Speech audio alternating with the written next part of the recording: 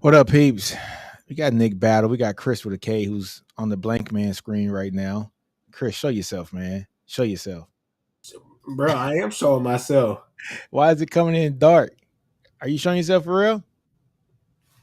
On my end, it looks like I'm showing myself, man. I see a blank screen. But yeah, man, look, Nick Battle, Chris with a K, Ty can't make it today. Steven can't make it today. Jay's gonna be on this a little bit later. We all got jobs and stuff, man. But man, it's the SEC Connect, man. Go like, comment, subscribe. Show all your love, just for the SEC Connect channel. I think Chris had to dial out and dial back in because I do think that his camera was messed up. Folks, we got 9 people in here so far, man. Hey, it's gonna be a great episode today. We'll wait to Chris. Here he is. Chris, I see your face now. You're in. You're Here we in. go. Yeah, Here we man. go. So look, we got a lot to talk about today, man. SEC's been going crazy. Haven't been on the channel here in about 3 weeks because you guys know I'm back finally in Connecticut. Was in Alabama for the last year. I will never try to go back to Alabama again. Chris, man, I ain't gonna talk about the state of Alabama. It is what it is, man. But I'm just so glad to be back home and to be back on the SEC Connect, man. Chris, what's going on, man? Man, not much, man. Yeah, it's been a while. I know for all of us to be on the SEC Connect, hell, even some of us on our own channels, but we about to come back with a fury. If you're not following the SEC Connect, um, you need to follow because it's going to be a hell of a season, especially with what we're prepared to do. We started this last year. Nick had the idea. We came together. We talked about it. Got the guys on here that you see with Ty, with Jay, with Steven.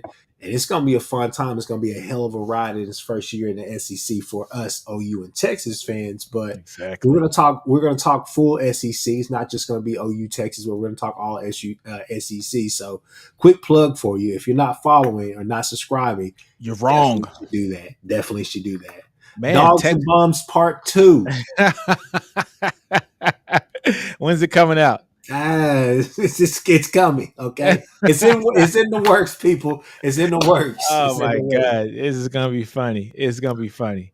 It's gonna be funny. I won't step on yours, like this time, man. Like Kendrick did, Drake songs. I won't do that. Last time you hit the dogs from bombs, I stepped in with that video, talking about JT Sanders and Brooks being bums, but we all know that they were dogs, especially during these last 2 seasons, man. But hey, Chris, man, Texas OU going to the SEC, man. It's gonna be awesome, man. I can't wait. I can't wait, man.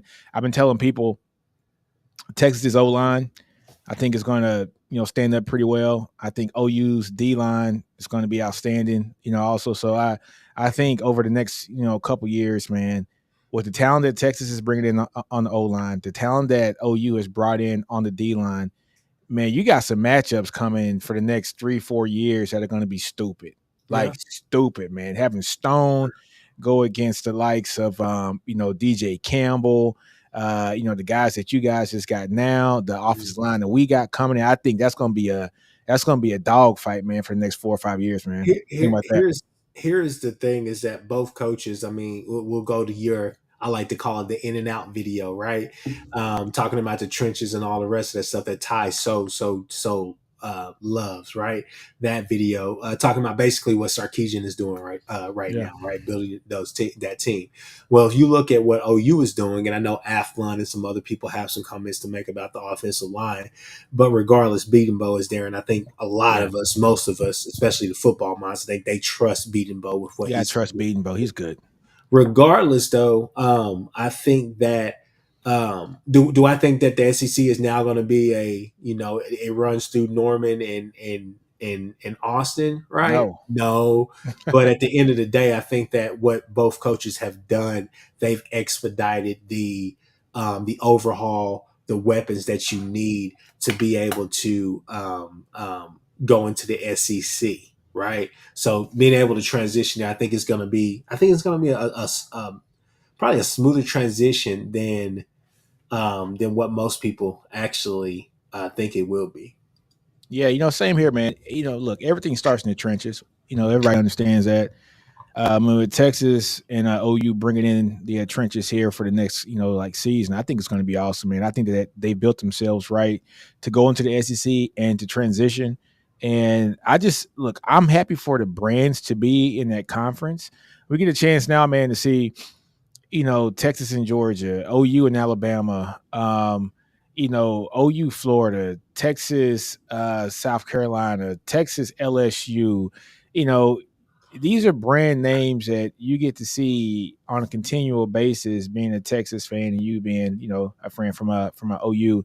But seeing those, like those two teams and that brand is going to be awesome because no disrespect to, the U of H's and the TCU's. Look, TCU just went to the national championship game 2 years ago, but does TCU bring in the same luster as an LSU? It doesn't, folks. And I'm sorry to you TCU fans. I'm sorry. But is there are two different levels. There are two shades of purple there. There's LSU purple and there's everybody else.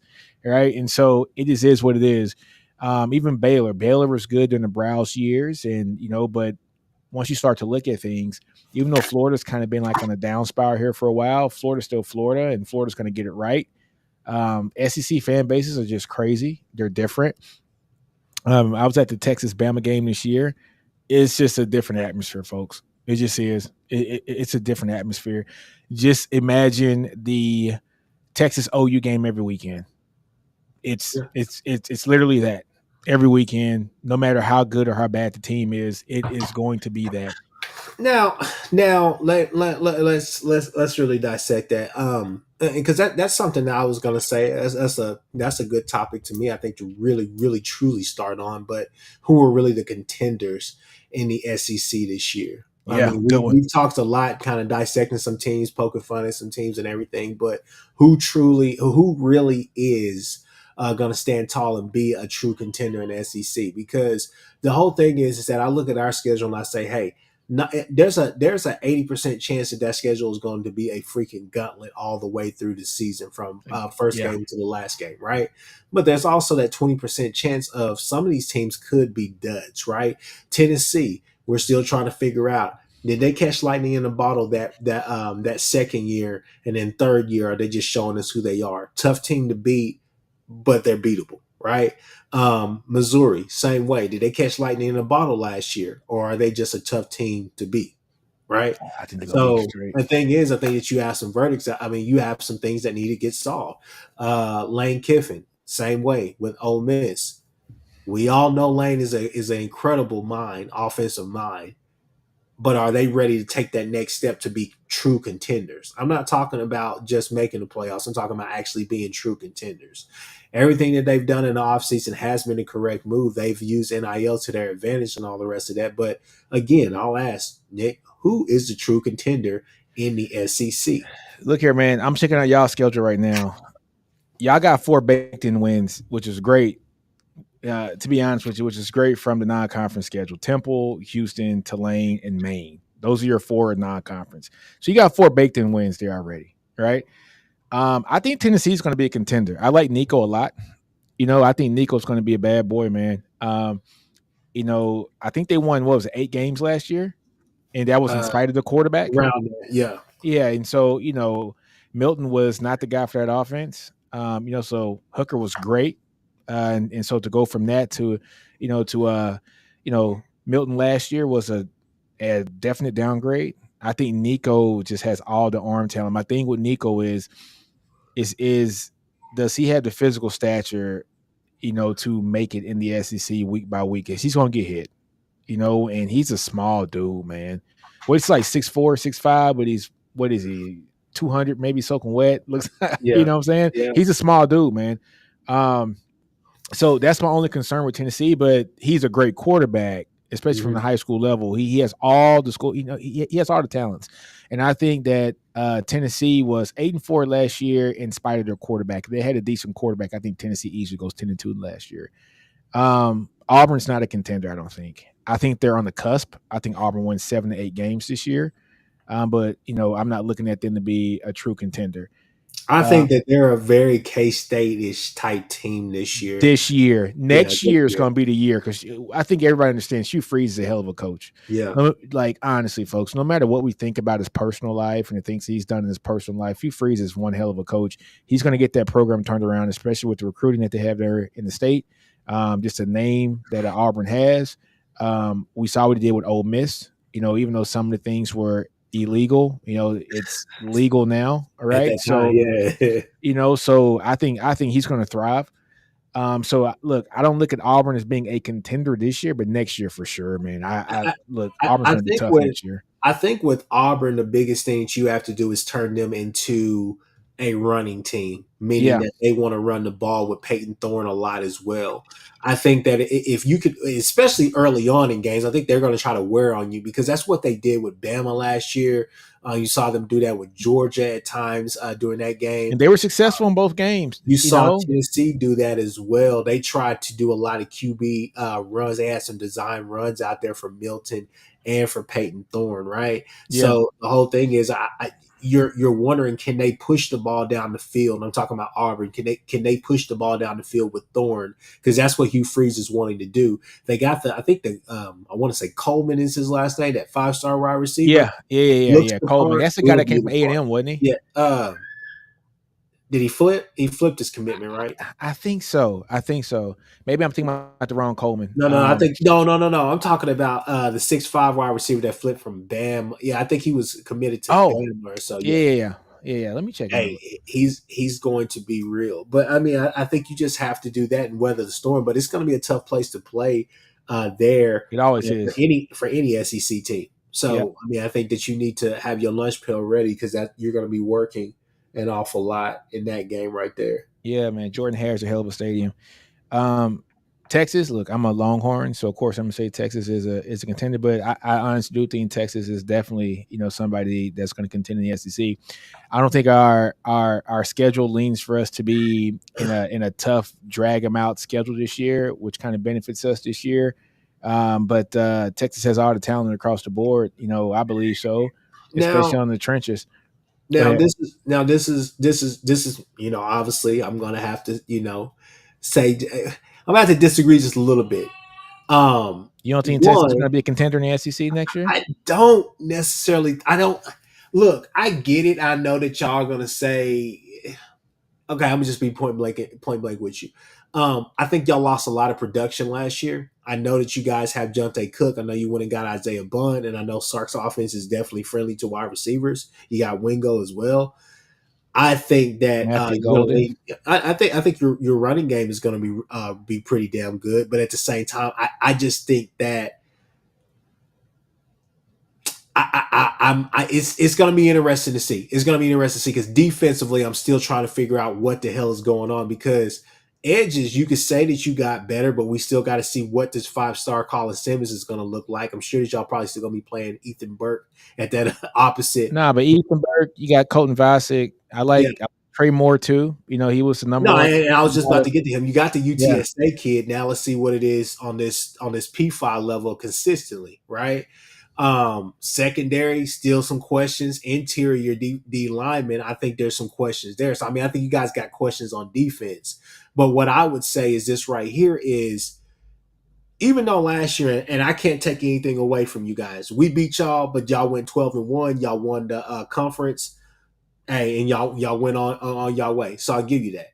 But the whole thing is that even with Malik playing, you still saw some of the things creep up, and even with Quinn playing, you still saw some things creep up that from those first years of Sark being there. And so I'm saying to you, Nick, your schedule on paper is easy, but y'all have some sneaky good games. I wouldn't say easy. I just think it's not as tough as some other schedules. Yeah. No, I mean, and that's fair. And I'm not trying, and honestly, I'll be real with you. I'm not trying to just to my language. I'm not trying to shit on Texas right now. All I'm saying is that I think y'all got some sneaky good games. I think the Mississippi State game could be pretty interesting. Simply because they don't have the athletes to match up with y'all right now, but the scheme, and Levy is going to be persistent with what he wants to do. He's already had a shot at y'all. twice, and 1-1, right? But the Florida game could be interesting because I think some of these teams, like I said, it's those K States that come that come to you this year that you're like, hey, we're up 30-10, but now here they come back and now we can't finish a game again. You get what I'm saying? Do we see some of those things kind of come back, knowing that as great as Sark is, Quinn is sometimes he can feel handicapped at some points. I think honestly, this is just looking at the Texas games last year. I watched them 2 or 3 times. Um, Texas would get up to leads and give up leads, right? Uh-huh. That was the big problem. And we saw it quite often. The Texas would get a good lead, and then they would give it up. Now, we had a lot of secondary issues last year. And the secondary issues last year, not due to the talent per se.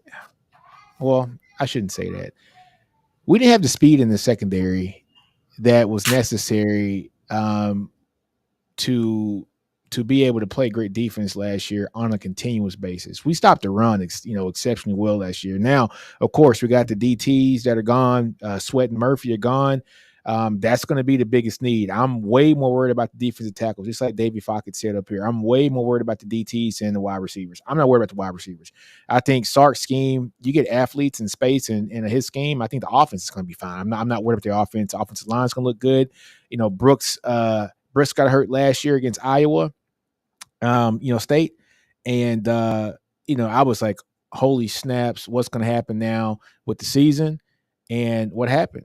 CJ Baxter and Jaden Blue kept it moving like none other. Like, didn't skip a beat at all. And so I'm not worried about the running backs. I think that the running back room might even do better this year than last year. And look, folks, I say this every year for the past 3 years. Even though Bijan got drafted with the 7th pick of the draft, last year to the Falcons, I told people that Jonathan Brooks was going to have a season that was going to mirror Bijan's season from last year, and people gave me hell for it. And I said, for one thing, Jonathan Brooks is a star, but also our offensive line is going to have the continuity that is going to produce. And they did. Our offensive line put a lot better last year, which opens up holes more for the running back. And Brooks had a hell of a season. Brooks gets hurt. What happens? CJ Baxter steps up and does this thing, and Jaden Blue, he does this thing. And we are looking at probably a 2-headed monster this year that's going to be really good. And it's just like the room is stacking up with other 4- and 5-star guys. And I think we're going to be totally fine. We're going to be totally fine at the running back position. Wide receivers are fine. Defensive tackle is going to be the one. We will see. I think on the offensive line, I'll say this right here. I mean, I'll go ahead and admit it. Kelvin Banks is going to be a top 3, top 5 pick in this upcoming draft. But I will say this: I think I'm definitely looking for a maturation with your offensive line. Can they be that more physical, especially in the trenches now? Because you don't think they're going to be that physical? The OU game was a perfect example. The defensive line was more physical than them. DJ Campbell, guys like that, they just it was another level. I would say for the first half, and then the second half, it evened out. That's just in the first half. I mean, think about it. I'm not taking the win away from OU. OU had a great game. They won the game. For as bad as Texas played, that game should went on to the last second. Let's keep it honest. As bad as Texas played, that game. Our punting game, our kicking game, and then our inability to stop those little because Sark was desperate to start at the beginning of the game. Yeah, at the beginning because we had to pick. And I mean, but as bad as Texas played, that game still went to the last play of the game. I think in the first half, Texas was kind of in cruise control, thinking that they were going to run all over you guys because what happened last year. In the second half, you can see that offensive line woke up. I would say second half was, I mean, come on, man, Levy. That's all I gotta say. Levy just some Levy has nothing to do with the Texas offensive line. I'm talking about keeping y'all in the game because I Levy to this day. But I would say that for me, but what I'm trying to say is simply this right here. Against I just feel like now the trench play is going to definitely be it, and I think there are some weak points on that offensive line. So I'm ready. I'm looking to see has Give me DJ one. guys like DJ Campbell DJ Campbell, who we're counting on to be honestly who has probably more upside than Kelvin Banks. Is he going to take that next step to really dominate on the offensive line? I mean, there are some questions there. I'm just saying. There's questions on our offensive line as well. I'm not saying that. I'm just saying. out of all the people on the offensive line that I would question, I don't think DJ Campbell, as a Texas fan, is the one that I would be questioning. He's probably the third or fourth one that I would be questioning. If I were an OU fan, the person I would be questioning on the offensive line would probably be, is Cam Williams going to produce like Christian Jones did? That's my first question. And now I think he is, because we saw him in limited action last year. He played well. A lot of opposing fans would probably question, is the center position strong enough to uphold some of the nose tackles that are going to be in the SEC? Hayden Connor at the left guard, hell of a pass blocking. Can he fortify more as a run blocker? Those would be the questions. Yeah. DJ Campbell was probably not the guy. I think Campbell's going to be fine. We saw exactly what he did against the likes of Alabama. I mean, he was probably the most physical person on that field against Alabama. He played well pretty much all season. I mean, of course, the OU game's OU game. We lost that game last second of the game. It just is what it is. You can't win them all. I just know that I find humor in the fact that I know that y'all lost so much production, but it's that easy just to click it like that right there and everything's gonna go. And I think that you may be discounting that a little bit too much. No, I'm not in Sark's offense. I'm not worried about the skill position. As Sark's recruiting the guy he wants. We see the kind of profile that he wants. He wants speed on the edges, and he wants a quarterback that can get him the ball. I'm not worried about. Look. I'm not worried about the wide receivers in his offense. Think about look. So, A.D. Mitchell last year, prior to him coming to Texas, did anybody think A.D. Mitchell was going to be this good at Texas? Yeah. I know. No. I mean, people thought he could go and be good because he's a proven college player, and so he has actual experience. But so does Bond. Bond's an all SEC guy. But you got Jonte Cook, who hardly played last year, and then you got he was a freshman. He was a freshman. But Cook was a freshman last year. This is the model that we see with some of Sark's mentors, the Pete Carrolls, the Nick Sabans, where you stack talent at certain positions, and these guys know that they're chomping at the bit because next year's their year. I mean, right? Look, Nick, everybody's doing that. We're doing that. But what I'm trying to tell you is that you're sitting here telling me that your wide receivers are going to be better. Who the hell's going to play? I didn't say better. Put words in my mouth. Stark is I didn't say better. Going to play 3 wide receivers. No, he's not playing any more than that. I did not say better. I did not say better. What are we talking about? Chris, you're putting words in my mouth. I did not say better. I said wide receiver is the position I'm not worried about in Sark's offense. That's it. I'm not worried about that position in Sark's offense. And that's respectfully so. I'm just saying that all I say is this right here. I think y'all guys got some sneaky good games on the schedule, and I think that production, I heard y'all talk about it a whole lot for us. Kieran still talks about it to this day. I think production matters, and I think the fact that you lost so much of that, and I think losing Sweat and Murphy that was crazy. That's huge. That's our biggest, to me, that's our biggest worry on this team is losing Sweat and Murphy. Who's going to replace Sweat and Murphy? And I don't think you have guys on the team that can replace him. You got to do it by some kind of committee this year. I think we're going to be much better on the edges this year. Secondary is going to be much better in the secondary. I think we gotten upgrades at the safety position. Look, I think we're going to be fine in the secondary. Getting a guy, like Andrew Makuba coming from Clemson, all ACC player. I mean, he's a good, very, very good safety who can bump down and play nickel as well. Brooks leaving, you have an opportunity for Barron to not only play nickel, but to also play cornerback, but also have Andrew play a little bit of nickel, Jalen Gilbo too as well. I like their shot in the secondary, but you're right. It is in the interior defensive line is the problem. That's why you see Texas has recruited and got transfer portal guys like crazy because they're going to have to do this by committee. Guys like Vernon Broughton got to step up. Alfred Collins has to step up because they got to be the next in line. Like, Man, Alfred Collins has been yeah, he has like 8 years, bro. Yeah, I mean, but same thing with Sweat. I mean, that was the knock on Sweat was he's got to be the guy, right? And when he got his opportunity, he was the guy. You know what I'm saying? So we'll see what happens, honestly. But look, wide receiver, I'm not worried. I'm not worried about the skill positions at Texas. As long as that offensive line produces, I think Texas will be fine. And that's how I feel about OU, especially this year. I mean, I think that you're putting people in a bind. I mean, Deion Burks is going to go crazy, slot outside wherever you put him. But then again, you got Gibson, you got Nick Anderson, you got Farouk, you got Andrell Anthony. Hell, Brennan Thompson's going to be out there seeing some time. You got Jaquez Pettaway. You got so many wide receivers. And I like Pettaway. If you don't know, think OU fans are starting to learn. Latrell wants to go north and south. He want to take shots. He want to get up the field, and that's what I love about his offense, man. And he's going to give his guys a shot. So it's going to be interesting for both of those teams.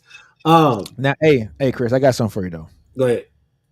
The team that got to do something this year, it's Ole Miss. They got to do something. I was about to move on. I think Ole Miss has to do something this year because if they don't, then you're looking at Lane like what's going on. You can squander things away. I think I'll be honest with you. Jackson Dart and Quinn Ewers, and this is no disrespect, but Jackson Dart and Quinn Ewers are in the same. They're in the same league right now, and they shouldn't be. It should be worlds apart because of Quinn. League. Reason why I say that is because they are both the most. They are two of the most frustrating quarterbacks in the country right now. Simply because the type of upside that they have, they just never really play to it. They give you glimpses of it one game, and then the next 2 or 3 games, you're just like, dude, what are we like? It's like you were right here. Now you're just steadily regressing, right? Then you go back up there, then you kind of show you're Jekyll and Hyde. Jackson Dart, to me, it really boils down to him. What kind of guy is he going to be? He has all the tools. Eli Harris and company. Kiffin calling the plays, all the rest of that, they're going to have a solid run game. I don't know what more yet you would want. Jackson Dart is somebody who should really just kill you and be able to take over games and win by himself. But I don't know. Sometimes it just feels like it's just not there. Like things are not clicking some games for him. Well, I mean, it all comes down to the line play again. And so I wouldn't put Jackson Dart and Quinn Ewers in the same conversation. It's just my opinion. One went to Alabama and beat Alabama, and one got beat 52 to something, right? I mean, it was different, right? So, Jackson Dart, it all comes to the line play. Ole Miss has to fortify that line. That's something that Lane Kiffin has been able to do here. Is get a great line. I think he tried to recruit it this year. We're going to see what happens. He got some good guys. Offensive line, defensive line as well. But this is the year for them. They got to make it happen this year. I mean, you can say it comes down to the line. I don't think it comes down to that, bro. Like, let's just be real. They have a decent line. They have a strong running game, and they have a quarterback who could literally be in the top 10 quarterbacks in the nation each year in out that he's been in college. The problem for them is that they start off hot. They get out there and they go toe-to-toe with Georgia's and all those teams. And then at some point, it's just like they give out. It's over. Midway through the game, you can expect to watch them go and play a team close for like the first quarter. Second quarter, midway through the second quarter is whenever that like they're like, hey man, I need to take a break just for a second. I need to take a break. I'll come back and I'll be good. But after that, no. Like they're so up and down that it just fluctuates too much. Well, I think this is the problem. Well, first I hate Ole Miss fans. I'm sorry, it wasn't 50 points against Bama. It's 52-17 against Georgia. I'm sorry about that. Bama was actually a little bit closer, 24-10, but it was in Alabama. This is the thing with Ole Miss. They don't have the depth that the teams like a Bama or a Georgia or even the Texas and the OU have. Texas and OU in the Big 12 probably had the most depth of any teams in the Big 12. Now it's going to be different in the SEC because we're just, we haven't built SEC talented rosters like that yet because we haven't been in the SEC, right? They get all the guys in the trenches they get, which I think is going to be very interesting to see how Kyle Flood and Beatonbow are going to do it because now there's no negative recruiting going on against both these teams for those offensive linemen. But Ole Miss, when it comes to getting that talent, they don't have the depth that the good teams have because they're getting out recruited by the Bamas and the Georgias. And that's why Bama and Georgia always comes in there and smokes them every year. Right. But now with NIL, coming in play, hopefully they can get that transfer portal. They can, but I still don't know if Lane Kiffin's going to be able to stack that cupboard when it comes to the depth of those teams. I think he's top heavy right now. He's got some great players in the portal. I think he's very top heavy. If one of those guys goes down at one of those talented and necessary positions, who is going to back them up and be the guy that is going to come in and fortify that game or fortify that line against Alabama to where it won't go 24-10 and it'll be 24-10 the other way? Another thing that you're discounting is what do they call it? Fourth and golden. You still have to figure out what third and golden. Yeah, third and golden. Like what did I tell Ty one day? I don't know if it was on the SEC Connect or his show, but like I told him, I was like, I don't know what Pete Golding is going to do. He may come out there and have Walter Nolan playing the nickel. So I mean, at the end of the day, we're sitting here talking about everything on paper and how it's going to look on EA 25, but at the end of the day, you and I both know they're going to have these. What I like to tell people about me, like when I first start somewhere, like doing legal stuff, right? Yeah, I don't get overwhelmed. I don't ever get overwhelmed. I just tend to overthink sometimes because I'm trying to think of every single thing that could happen, right? That's just my lawyer mind being over analytical, right? That's Pete Golding in game, ain't it? That's Pete Golding in games. Yeah, he overthinks it, whereas the coach on the other side of the ball is just really lax, and it's like, hey, no, we're just gonna go through the motions and we're gonna do what we do. But Pete Golding, he overthinks some games sometimes, so that's still something that catches them, Man, but look, they got to produce this year. Honestly, they got 4 cupcakes to start the season, man. Furman, who's in Middle Tennessee, Wake Forest, Georgia Southern. You got 4 cupcakes. That's 4-0. Then you go play Kentucky in Mississippi. You should win that. South Carolina, you should win that. You should be 6-0 going into Baton Rouge to face LSU. Yeah. Right. And so you should have I wouldn't say an easy schedule, but an easier path before going to Baton Rouge. If Lane Kiffin beats LSU in the swamp and then they get a bye week and then play you guys, those 2 weeks that's going to tell me a lot about them. Yeah. If they win those 2 games and they're 8-0, I'm like, okay, I see you. Because he doesn't have a signature win yet. He doesn't. Think about it. So it's definitely going to be interesting. But look, Ole Miss, I think, is going to be a player this year. I think they are. I don't. I think that they win. I think they. Well, I mean, they'll make the playoffs with that because it's 12 teams. But I think that they're 10-2. They're 10-2 or better team. They're literally so 10-2 is a player. I think 10-2 is a player. My team that I want to talk about though, man, LSU. Is LSU a contender or not this year? What's the quarterback's last name? Isn't it like West Nussmeier? Yeah. So Ty's in love with Nussmeier. I think it boils down to what Nuss is going to look like this year. And I'll be real with you, it's kind of weird. Now, correct me if I'm wrong on this, Nick. It's kind of weird because even though Buddy won the Heisman Trophy last year, Jayden Daniels, you don't feel like the expectation is for Nussmeier to come in there and automatically win a Heisman or live up to him. You kind of feel like, hey, they've talked great about this kid regardless of who was on campus, Jayden Daniels or anybody. Everybody has always talked this kid up. So, hey, that's great. We're glad you went number 2 to the Commanders. Let's talk about this kid, right? I think that they're going to have good skill positions. LSU always has good skill positions. Who's going to be the budding star out of there? Yeah. The question comes down to can Bo get that D line back to what it's supposed to be? He will. But is it going to take him time? Because it took him time at Texas. Is it going to take him time there at LSU? Well, I think it took both time in Texas because you had to look at what he was working with at first, right? He came in, Ojimo got drafted in what the 6th or 7th round to the Eagles.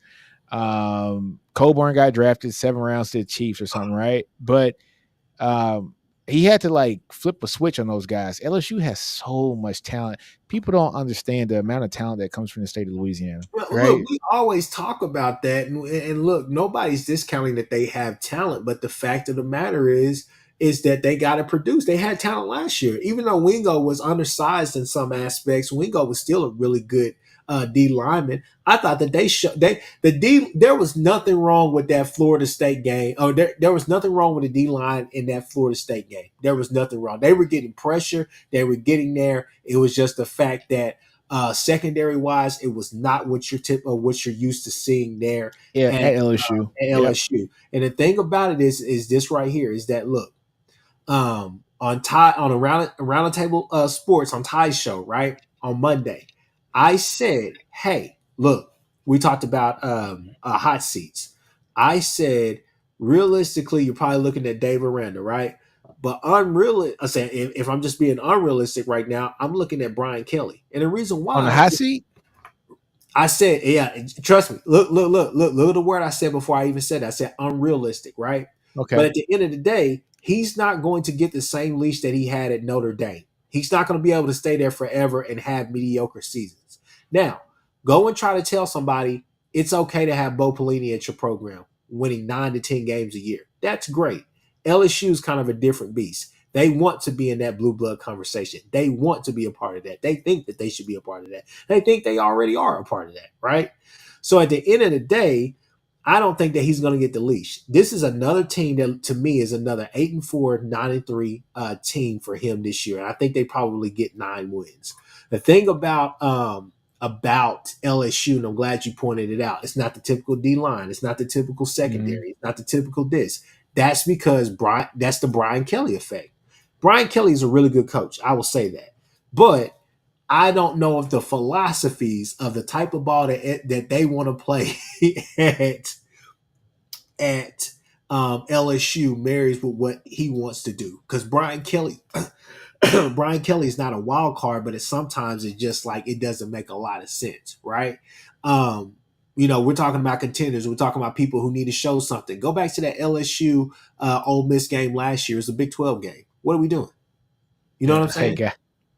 Oh man, look at my little son put up a comment. You know what I'm saying? Little Nino, give a shout out to be a new follower and subscriber to the family and likes. We are begging you, and you got this, Dad.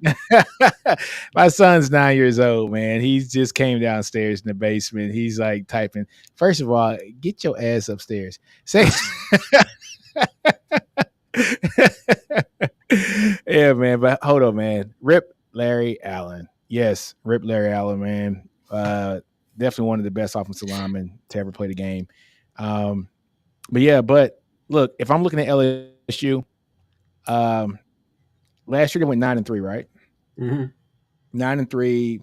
They lost to Florida State, who, going back at it, Florida State pre-injury is one of the top 4 teams in the country, right?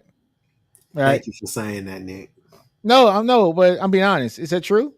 That was very true. Very true. Yeah. Pre-injury. Yeah. No. Yeah. Yeah. Maybe one of the top 2 or 3 teams in the country. Not even top 4. They might be I'm going to ahead and say it. If they don't lose their quarterback and they're undefeated like they were last year going into the playoffs, they're probably the number 2 team in the country. Not probably, because they would have been it would have been them and Michigan undefeated, right? In Washington. And Florida State's resume was better than Washington's. They'd have been the number 2 team in the country. Hands down, right? Then they lose to Ole Miss, 55-49. That defense, Lord have mercy, that defense, 49 points. I'm sorry, 55 points. Both teams, 55 and 49 points. And then they get beat by Alabama. And that was when, didn't Daniels get hurt in the second half? I want to say yes. And that game was pretty close going into the second half, right? Yeah. I think it was 28-24 or something like that. No, 20. It was something. Hold on. Second half. No, I'm sorry. At halftime, it was tied 21-21. Right? and then Daniels gets hurt. But I think Bama was going in for a touchdown.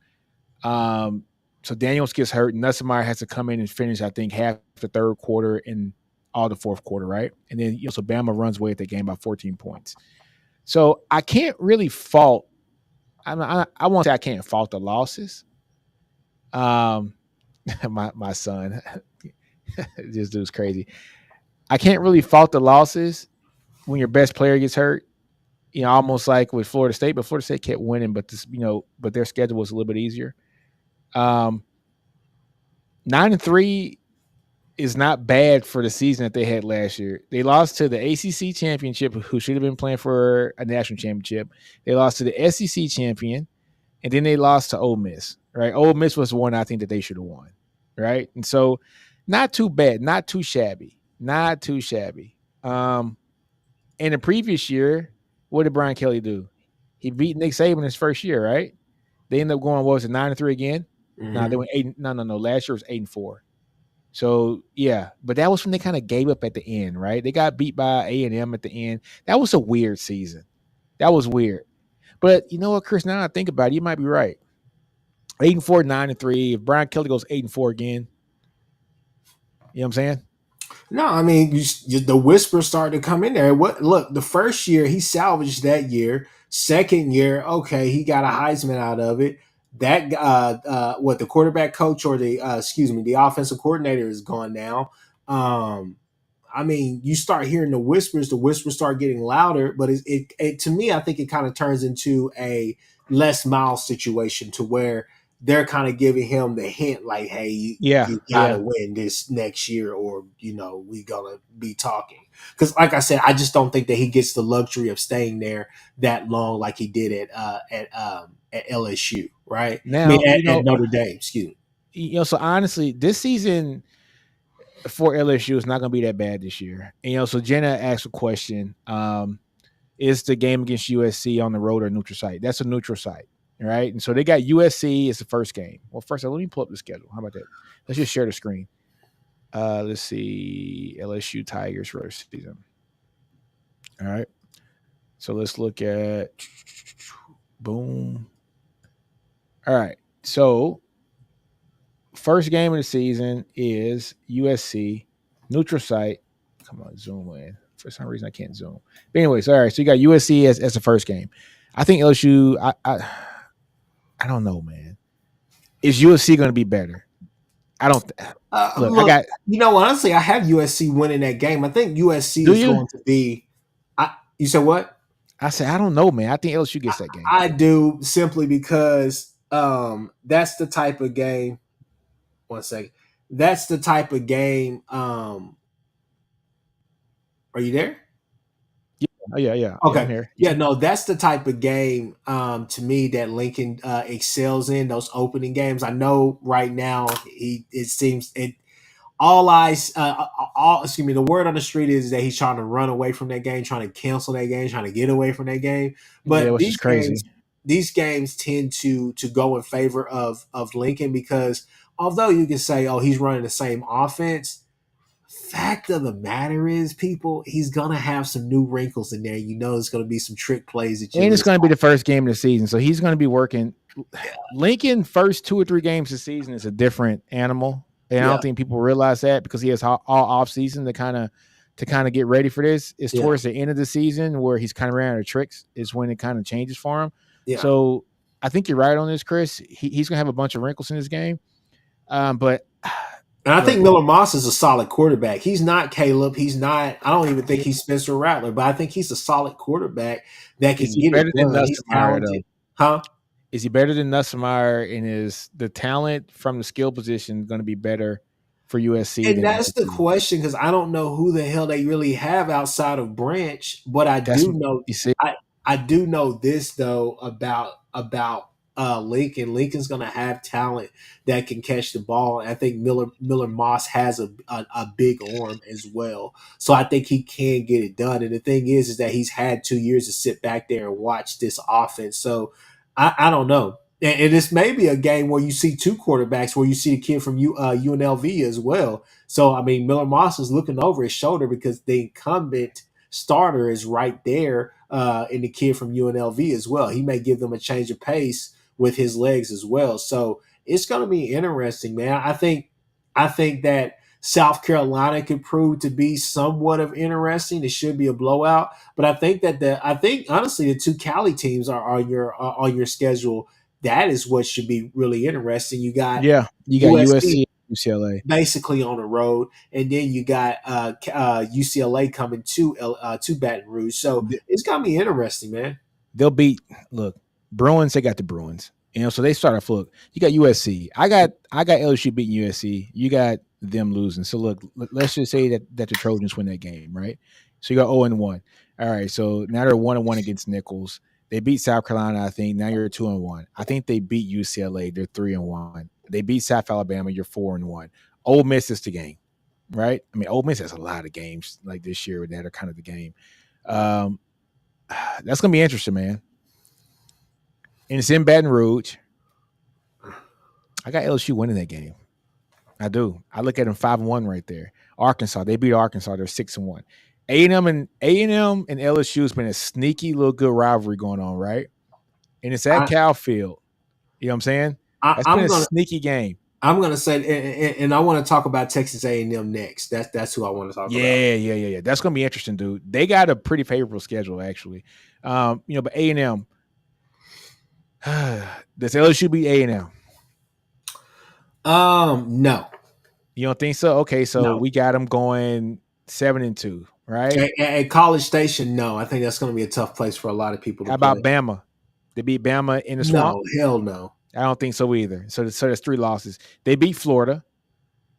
They beat Vanderbilt, and then they got Oklahoma. They got Oklahoma in Baton Rouge last game of the season. So what you got them 9-3 again? I got them 9-3, 8-4, man. Somewhere in that range. And that's what I'm saying. I mean, and that's a typical Brian Kelly year. I'm telling you. No. That's a typical Les Miles year. That's a typical. You can say that. But what I'm trying to say, and this is a perfect segue, the longer that he stays at LSU and that he wins the 9 games, right? Which some years may be good enough to get you into the 12-team playoff, right? Yeah, depending on the schedule. The longer he starts becoming Jimbo Fisher. Yeah, that's true. That's true. Right. The more he starts becoming Jimbo Fisher, because you win game, you're winning, just not at a high chip. Now, speaking of Jimbo, let's go ahead and go to Texas A&M. We got the man. Oh gosh, we got Jay. Jay from Unfair Sports.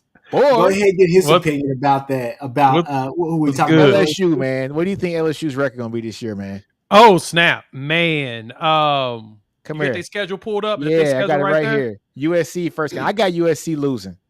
I do too. I got them beating USC. I got them beating UCLA because UCLA still got to redo everything. Yeah. I got them beating. Honestly, Ole Miss. I got them losing 3 games. So 9-3. Yeah, is what I'm kind of looking at. That's all right. So that's the same thing that I said. Same thing that Chris said. We said 9-3, 8-4 kind of range. Yeah, and they're built for that. And the good thing for them is, if I'll give a little bit of a positive spin for them, they're breaking in a new quarterback, but bringing back Bo Davis, who worked at LSU before going to Texas and coming back, is pretty big in the recruiting and getting them better on the defensive line. So they may see better defensive line play from their young players, but I don't think it's going to be effective this year, which is the reason why I think they'll drop 3 to 4 games. Is I don't think that interior is going to be where it needs to be. But bringing that defensive coordinator from Missouri and all the talent they actually have around that defensive line should help them to be able to at least win 8 to 9 games. That's going to be critical, is what he does on that side of the ball. And the good thing is I know that Brian Kelly's going to let him have it, and he's going to walk away. My only thing, man, is where are the losses going to come from?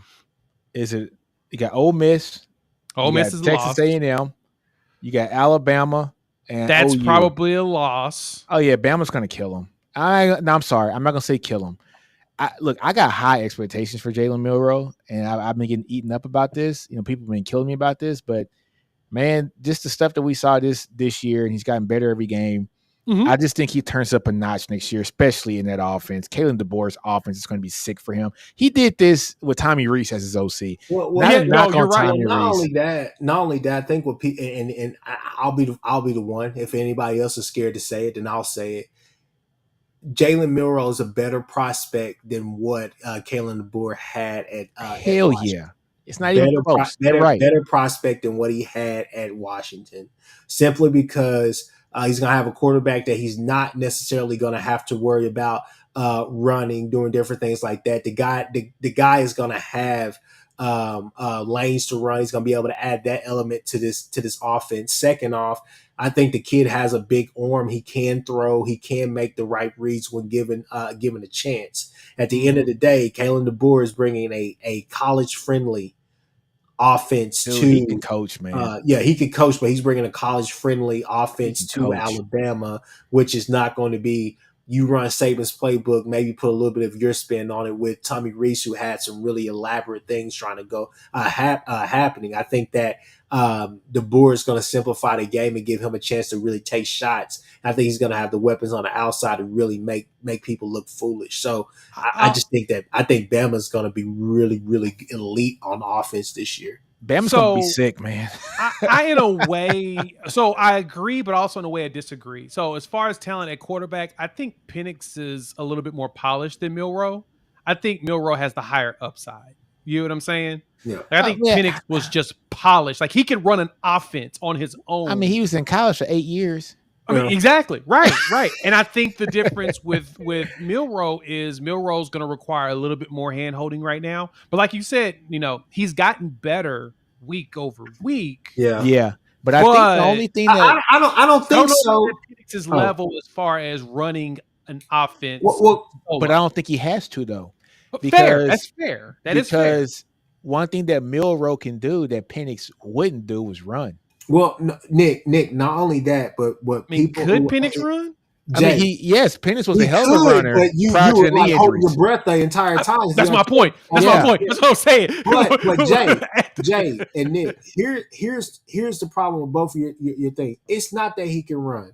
It's not that he needs hand holding or this or that, whatever. You got to understand that offense is predicated on what the wide receivers do. The wide receivers get option. They're basically running option routes. They're not just running. They have this is your route. They get to break off and they get to kind of freestyle a little bit. They put a lot of onus. They put a lot of focus on or emphasis on the wide receivers being able to make those plays. If you go back and watch what I'm gonna butcher his last name, but Odunze. Yeah. Odunze. Yeah. However you say his name. If you go back and watch him and some of the other guys, bro, some of the plays that they were making, those weren't just that wasn't even scheme. That was just them being able to beat being elite. Guy. It's just them being elite wide receiver. It's kind of like Hidden Hooker with Tennessee. Yeah. Yeah. Right. The wide receiver, those wide receivers, Hyatt and all. They were just Hyatt and right. Yeah. That's the exact same thing we saw at Washington. Is those receivers was just at another level to where, like you said, they could go out there and do their own thing and they're going to get open and get catches, right? But I don't know if Bama has it this year. You don't think they have it? Wide receivers? I don't know.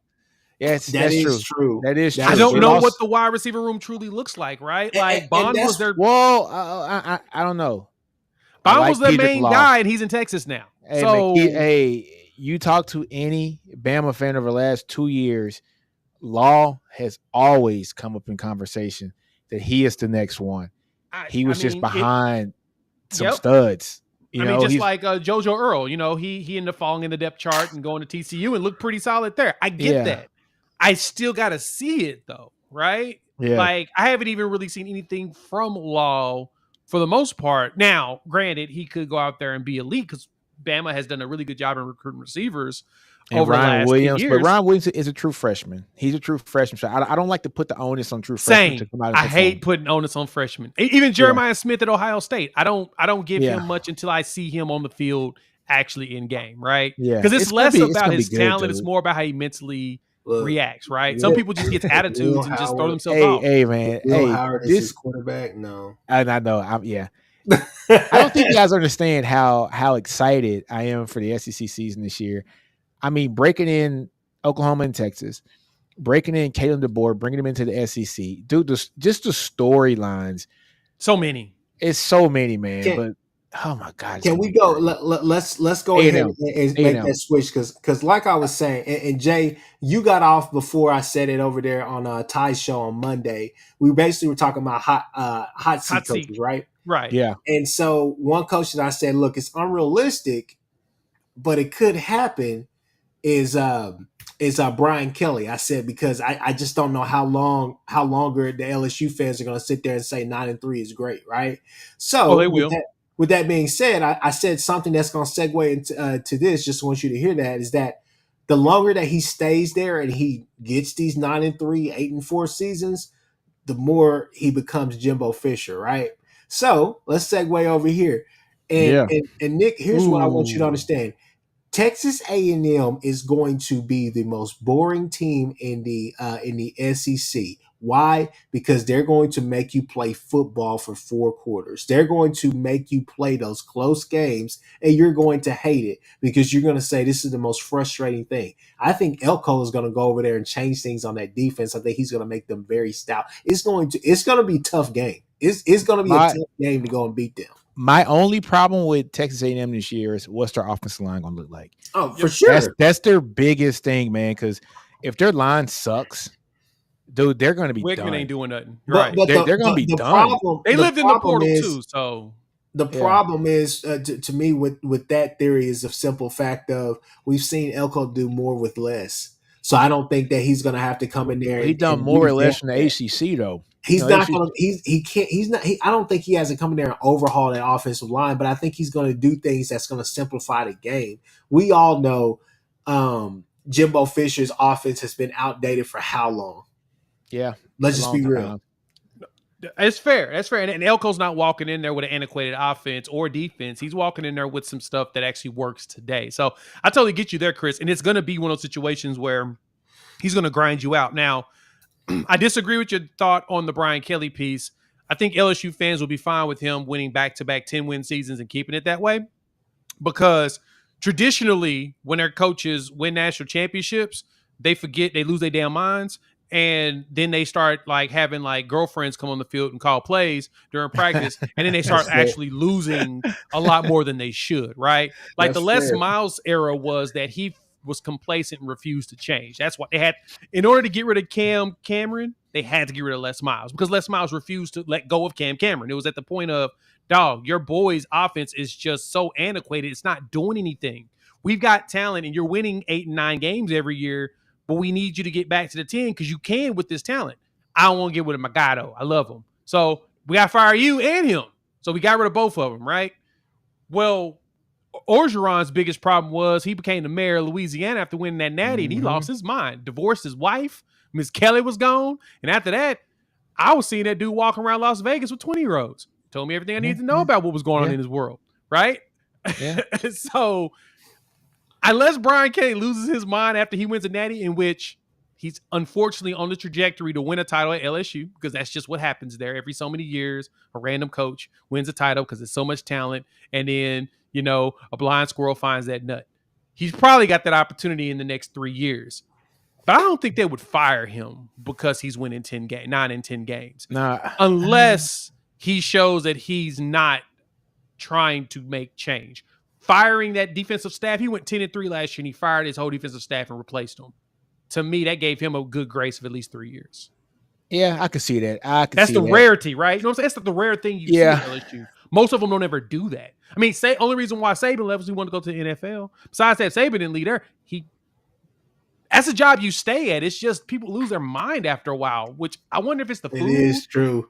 I Hey, always tell Ty, look, there's some teams where they're certain players away, right? But there are some programs out there where they're just one coach away. Miami, LSU. I could keep going if you want me to, but those two in particular are always two places because they're in such talent-rich states that it doesn't really matter what they do. They Or just Rock, have to you go hit a out there and be 5-star, able to- right? Yeah, they just have to be able to go out there and just coach. And that's where the problem runs into it, is that after a certain point, I don't know if it's the voodoo or something there, they all lose their dang minds. Like, I mean, Yeah. you got 3 national championships out of 3 coaches, and only one of them we think is an actual real coach. right? Yeah. We don't think the other two are real coaches, but they got 3 titles from 3 different coaches, which is bananas if you truly think about it in the last 24 Yeah, years. it's true. That's true. But look here, man.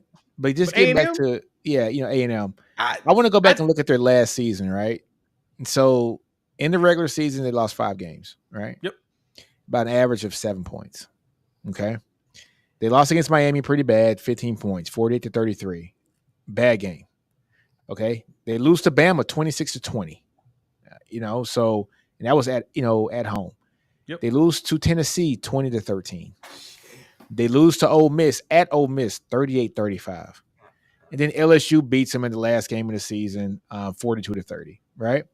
Mm-hmm. But I go to say this, those last 3 games, they didn't have Weigman in because he didn't play in week 4 through 9. Nope. Johnson was hurt. They were on a 3rd-string quarterback. They beat Mississippi State, Abilene Christian, and then lost to LSU. Okay, with a 3rd-string quarterback. So that 42-30. Look, I'm willing to kind of throw that in the trash. I'm gonna go look at this. That's not that bad with a 3rd-string quarterback. If you think I about know, it, 12 points. I know. So look, they had their 2nd-string quarterback against Ole Miss at Ole Miss 38-35. Tennessee at Tennessee, 2nd-string quarterback 20-13. Alabama at A&M 26-20 with a 2nd-string quarterback. They were up 24-21 in the 3rd against LSU. I'm not making excuses for Texas A&M because I would never do that. But all I'm saying is these losses outside of Miami don't look that bad. No, they don't. They don't. Miami was awful. Bad. Miami was awful. That was the game that Jimbo Fisher should have been fired for. Yeah. But these you don't losses, lose to Mario Cristobal. These losses outside of Miami don't look that bad. So is the Elko turnaround program, is it really that large of a turnaround program? That's the question. It's not, because look, he has a Lamborghini simply because of the money. He's just still putting the wheels on there. He's over there trying to put Pirellis on a Lambo. And he's like, that don't really work that much. You know what I'm saying? Trying to put some BF Goodriches on a Lambo. Exactly. He's like, hey man, where the low profile at? What we talking about? You putting Pirellis on this thing? Anyway, biggest thing, hey, we gotta give a shout out to that guy who's a 3rd-string quarterback for them last year. I thought he played a hell of a game, to be honest with you. Hey, he didn't play bad. I mean, look, you come in as a 3rd-string quarterback and you go 2-1, and the only team that you lose to is LSU at the Swamp. Yeah, I was like, I mean, it wasn't that bad, but no, I think defensively though they're gonna be stout. I think he's gonna take some of that talent that he has on there left over. I think he's gonna be stout, man. He's gonna make those games very hard. You're not gonna. I don't think that they get blown out this year. No, I don't. Look, I don't think that they get. I think that they will be in some games where they maybe give up 30 points, and that's what it takes to beat them. But I do not think that they get blown out this year. I don't. So look here though, man. Look here. Their defense, they gave up 10 points to New Mexico. Okay, cool. It is what it is. They gave up 48 to Miami. Okay, they gave up 3 to Monroe. You know what I'm saying? They gave up 10 to Auburn, 22 to Arkansas, 26 to Bama, 20 to Tennessee, 17 to South Carolina, 38 to Ole Miss, 10 to Mississippi State, 10 to Abilene Christian, and then 42 to LSU. If I read you those scores, man, I'm thinking if my defense is giving up 20 points to a 19th ranked team in the country and 26 points to the 11th ranked team in the country, I'm winning them games. You know what I'm saying? If my defense only gives up 20 points in the SEC on the road, 20 points, I should win those games. And so you're not wrong. His defense is set. I mean, look, A&M's defense was good last year. I think anybody can say that they were a good defense. The thing that got them in trouble was their offense couldn't generate enough points to help that defense. If that offense could have generated more points, that defense is on the field less, and they don't give up as many points in some of those games. They lost to Ole Miss with 1 minute and 40 seconds left in the game.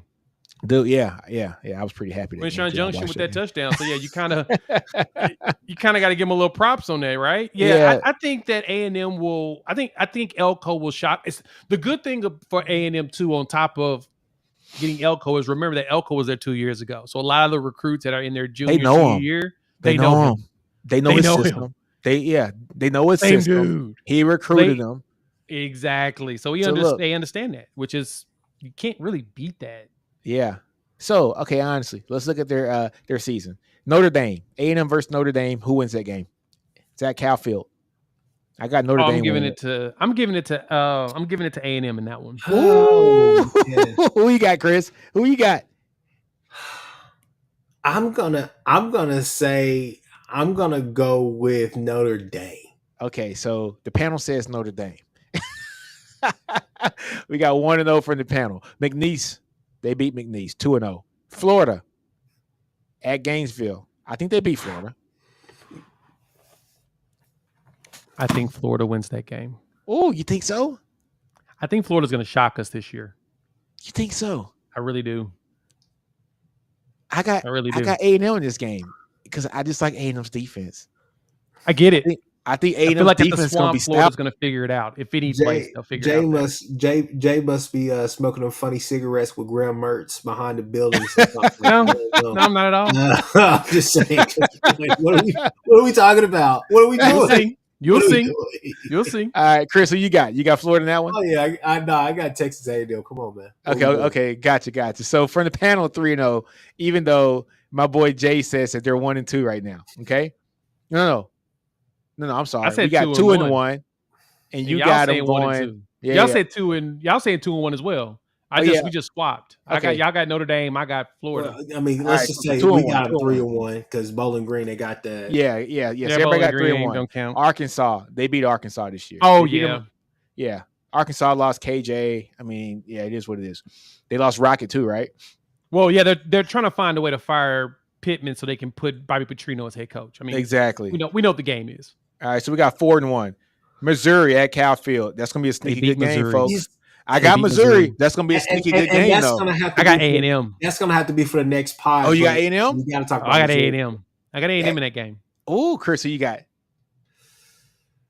I'm gonna actually go with Mizzou. I think I got Missouri too, but I think A&M's defense this is the game they step up on. But I would not be surprised if A&M wins this game.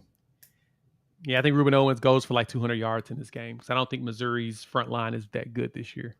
It's not. They're young. They're very young. How was Owens looked in the spring ball? I didn't even take out their spring game. Man, Owens. You know what? To be honest with you, I forgot that he was even out there. It really wasn't noticeable. I mean, they kind of threw the ball a lot. They had they mixed matched their offensive lines. D line did not look like explosive or anything. They looked big at some parts, but they kind of looked undersized. They kind of had some speed guys coming off the edge. I watched their spring game. I mean, It was more of the same. It wasn't anything new that just popped off the screen to you. Gotcha. All right, so they got an off week, and then they got Mississippi State. They beat Mississippi State, after a pop. They went to Stark Vegas. LSU. Now these are always sneaky. LSU play in A&M. Like they want LSU to be their rival so bad. They get up for this game. They do. They really do. And it's at Cal Field. And they get up for this game. Yeah, But I like LSU. Man. I do like LSU as well. I do. I like LSU as well. I don't think this is one of the 3 games they lose.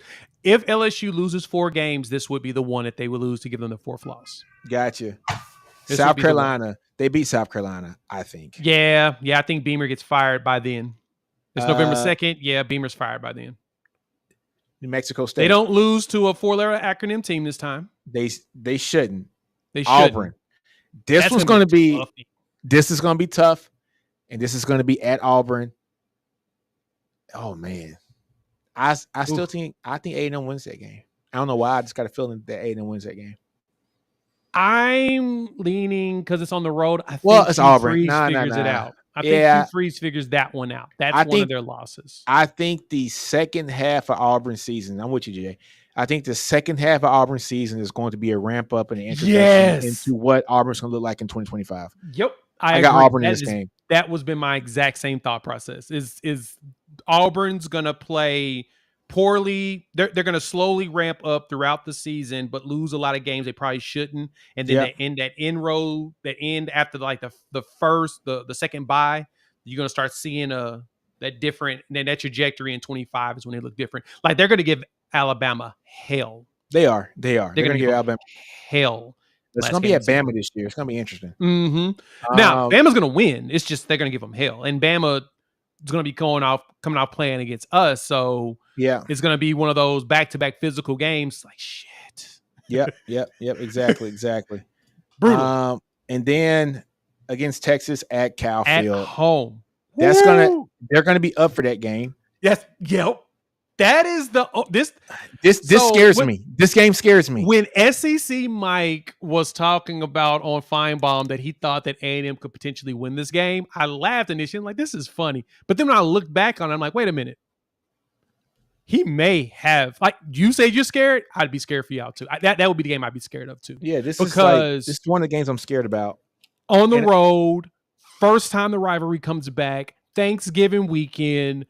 They're going to be so up for this game. This is going to be the one game. If there's a game that they work their butts off for, this is probably the one. Yeah. It all depends also how the season stack up. Let's say Texas comes in here and they're 10-1 or 11-0. Yep. Who better else to try to spoil Texas season than A&M? Yeah. Like little brother. Especially this late in the season, right? The question is how healthy are you guys? And let's say A&M has nothing to play for. They have nothing to play for. Or they're right at 6-5. Or they're 7-4, yeah. Because we only have them losing 4 games. Yeah, so we got them losing to Auburn. We got them losing to LSU. I got them losing to Missouri. You don't, right? Yeah, and you said Notre Dame. And I got them losing to Notre Dame. So I've got them beating Dame, but I got them losing to Florida. Beating Mizzou.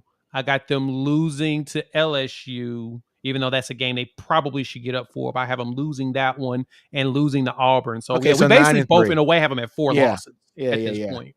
Yeah, no, both 3 losses. Both got them at 3 losses. If they beat Texas, then they go out to be 9-3. If they lose Texas, 8-4. Ooh. Huh? What's that? Ooh, just the thought going into that game. Yeah, it's gonna be crazy. And it's like this is gonna be awesome. It's gonna be a hell of a game, and it's about the health too as well. So look, man, it's gonna be interesting. Let me get this off the screen. Yeah, we're in a man. Yeah, I'm excited about it, man. It's gonna be a great season, man. Look, man. I was telling Chris, I said, is Tennessee a pretender or are they a contender? I said that Tennessee's a contender. It's just my opinion. I look at what Tennessee did last year in spite of having a quarterback. They didn't have a quarterback last year. 8-4. For the most part, no. Milton was too up and down. Yeah. My only problem with Nico, though, is can his body take on the SEC punishment week in, week out? That's my biggest fear. For me, for Nico, it's not even that. My fear for Nico is the wide receiver room right now. He's got Squirrel White. We don't know what Brew's going to look like coming off that ankle because that was a brutal ankle injury too. Yeah, man. I don't know what the wide receiver room looks like right now, and I'll need a year for me to be sold on that wide receiver room. Now, does that mean that it's not, like it's going to be back? No, I don't think that they're contenders this year. But I do think next year they'll be a force. But the bigger problem for them, too, is they'll lose James Pierce. Like, Pierce is going to have that defense basically on his back. Yeah. But is he going to be like Harold Perkins, where the whole rest of the defense is just awful, and he's the one thing that's just shining light? That could be a good chance. That's the question. Yeah. That's a good chance that could happen. Hey, man, but getting back to the Brian Kelly discussion, Chris is talking about the defensive line. And I look at, dude, they got Dominic McKinley last year, right? Number 13th ranked prospect in the nation, 6'5", beast, 280 pounds. I wanted him so bad. I wanted him. He's a freaking stud, dude. He's a stud. Dom McKinley's a stud. Not only did they get him, they got who's the other defense lineman they got? Oh yeah, Gabriel. Yeah, what's his name? Yeah, Gabriel Relaford. He's from Shreveport. like from Evangel Christian Academy. He's a smaller guy though. He's 6'3", 255. So I'm thinking he's more of an edge prospect. But just the interior defensive line looks like Don McKinley's the only one that they got in the last year's cycle. So yeah, no, I'm tripping. fish. Sean Washington, he's a big boy, 6'4", 310-pound guy. Yeah. That's true. Yeah. You know what I'm saying? Yeah, Big Sean, you got Dominic. So you got those two and then Ahmad was that bro? Yeah, bro. Out of the other Louisiana. Yeah, Ruston. He's out of Ruston. But he's 6'3", 250. I mean, so he's the guy that's gonna need some development or he's playing the edge. You know what I'm saying? So guys and CJ Jackson. CJ Jackson's another development piece. Like they got a lot of defensive linemen in this class. Those guys are going to have to be developed. Right. And that's why I say I think their interior is going to be a problem for them this year. Yeah. Because they're going to have to develop all these young players. Let's try 23. Who are the guys that got the previous year who should be sophomores coming up? Back from 23. That's one of the other problems. You got Deshaun Womack. Yeah, I like Womack, but he's more of an edge. He's an edge. Him and Jackson Howard are both edges. Yeah, both those guys are edges. On the interior, I think that's none. You see Brian Kelly. You can't do that. That's why Brian Kelly that's why Brian Kelly went and asked, hey man, don't you want to come back home? That's why he put it on the phone. Because they ain't got nobody. I mean, they went and got Jalen Lee out of the portal. That's it. Jalen Lee came from what school again? Florida, right? I think so, yeah. That's it, bro. That's it. That's why they're struggling. Well, Jordan Jefferson as well. He was a 2019 player. Oh, yeah, Jefferson. Yeah, I remember Jordan Jefferson. From West Virginia. Yeah. But I mean, that's why you saw them hardcore in the portal this past year too, right? Hey, that's why you saw them going in for Dominic. That's alarming. Williams. That's alarming. Hey, we were talking about this a while ago, man. We're like, hey, man, they're struggling on that defensive line, and it's not from lack of true talent, lack of experience. Yeah, they got guys that need development. And the problem is that's not going to help them this year. But that's the problem with the state of Louisiana. A lot of the kids there are developmental pieces. You got to develop them. That's why I think Bo Davis is going to be outstanding there because he will develop. The only knock on him was his recruiting. And so you're going to have to. But he's at Louisiana. He ain't got to recruit that hard. Throw a rock. That's true. You throw a rock. And then, look, man, you guys know I'm from Louisiana originally. Yep. Kids grow up to want to go to Louisiana. You know, like they grew up to want to go to LSU. You know, it is what it is. The schools' colors are purple and green, and some are yellow and green. Yeah, they're wearing purple, gold all the time. It's all the time, dude. So, yeah, it's going to be interesting, man. The question is can was it JVR Suggs, the dude from Grand Canyon State? Grand Canyon State. Basically, where he's a defensive line transfer, D2. He's good. Like his tape looks good for the competition comparison, but it's also where Chip Kelly used to coach. Yeah, right. The question is, what does it look like when he elevates against Bama? Exactly right. But he comes in. I mean, he's 6'3", 295. They can push him over 300, and he's got the skills for it. I sense that he could be a force for him. But yeah, and then GL Pays is the other guy they got from Wisconsin on a D line, 6'3", 310. So yeah, boy, it's scarce. It's very scarce. Ain't no meat on that bone. You know what though, man? It's gonna be interesting. I think I'm gonna do one more team, man. If we're gonna talk about teams that are pretenders or not, I'm gonna look at Missouri. Because I think that they do have the opportunity to be a contender. You know, so let me share the screen again, and then after this, we'll just head it out for the rest of the day. What time is it? Yeah, it's 8:20. I'm about to go live myself in about 10 minutes. Okay, so yeah, we got 5 minutes of this. Let's do 5 minutes of this. Let's share the screen. All right. Like Chris is back, I think. No, he's not back. He had to hop off. I know he had left and then he jumped out, but yeah. So look, my thing with Missouri is 4-0. 4-0. They better be 4-0. Then A&M. All right, so you say A&M's going to win this game. I think A&M wins that game at home. I think they get up for that game. Okay, so 4-1. Okay. They beat UMass 5-1. Mm-hmm. They got Auburn They got Auburn I at think home. I think this is when Auburn starts their trajectory up. This is that game that's the cycle turns. Now, so this is my only thing about Missouri, right? You got one of the most talented and skilled, probably wide receiver rooms in the country. You got Luther Burden. He might be the best wide receiver in the country, right? Right. People are sleeping on them losing Schrader and how big of a loss that is. Yep. Schrader was everything for them against Ohio State, against an Ohio State that did not care about that game. Yeah. An Ohio State that had a fourth string quarterback that was basically a walk-on, and their defense was basically abusing Missouri throughout most of that game. And then Schrader just, how many yards? He had about two something that game? Or yep. He finished that big, but the beginning of that game, yeah, not what the end of that score was. Yeah. So it was at the point where Ohio State was like, you know what, I'm really tired of this game. We just want to go home. Yeah. So this Auburn game is going to be interesting. Okay. Bama game, they get beat by Bama. I think Bama beats them at the crib. So we'll take the Auburn game and put it away right now, right? Mm-hmm. All right. So right now, minus the Auburn game, you say they got 2 losses. Then they got a bye week. They go Oklahoma. What do you think about that game? I think we beat them. Okay. So you got 3 losses. South Carolina. And it's all because of defense. So yeah, that's 3 losses. South Carolina's good. They should beat South Carolina because I think South Carolina's no coach. Yep. Stark Vegas. You win it. You win in Stark Vegas. Yep.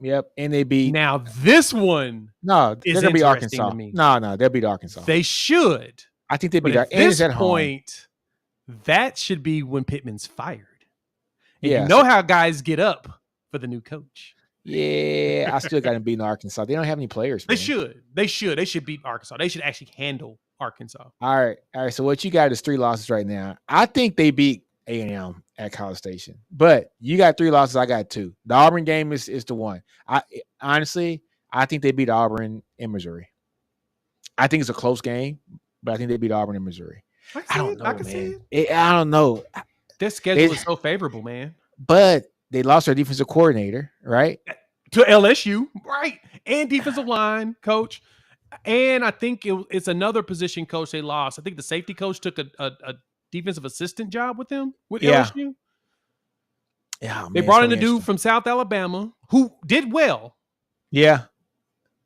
Now, I don't know, man. See what it looks like. It's going to be an interesting season. It's going to be an interesting season. You know what I'm saying? It's going to be fun. Oh, no, what's Stephen G time? Hey, Nino, before you leave, who wins the softball natty? Shut up, Stephen. I don't know. I don't have they the looking TV too on good yet. right now. What's the score, man? It's 5-1 Oklahoma. Oh, shit. All right. They just hit 3 home runs. So, yeah. Oh, my God. They hit 3 home runs already? That sucks. All right. It is what it is. But, hey, man, you got 7 minutes to get to your show, bro. All right, guys. All right. We out, man. Next week.